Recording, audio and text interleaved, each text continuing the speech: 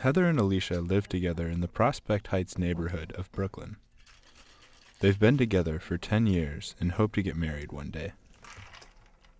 As an out gay woman, I'd like to think that there are differences between us and heterosexual couples, but I don't think that there are.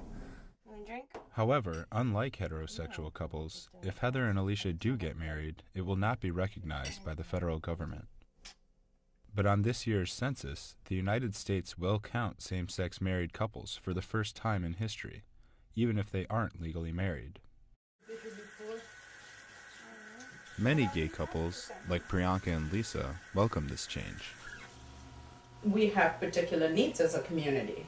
So if we don't count us in the census, those needs are not adequately addressed. There isn't any good data on the number of LGBT folks that are out there. Oftentimes, when you're debating a bill, someone will say, how many people is this going to affect? How much is this going to cost? And you don't know the numbers because you really don't know the number of people who are going to access that service. Numbers like that could lead to tangible benefits for the LGBT community, according to openly gay Assembly member Daniel O'Donnell.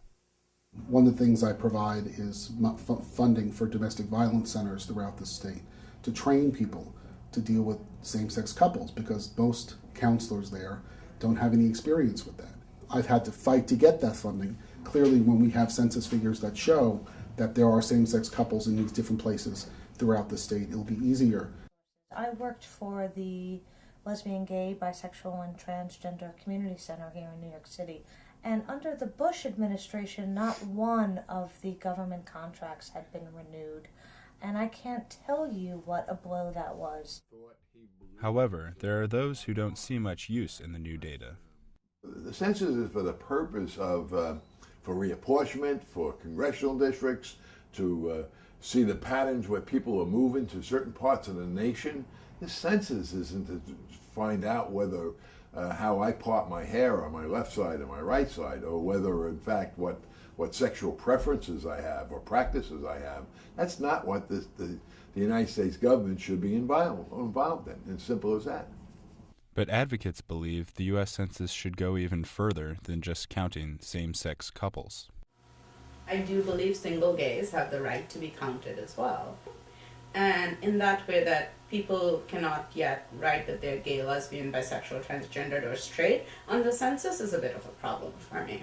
While other minority groups may complain that they're not also on the census, there may be a larger group that they can fall under. That there is nothing right now that says straight or LGBT on it, and that's a big concern. Despite the change in the census, those that support more LGBT civil rights still see a long struggle ahead.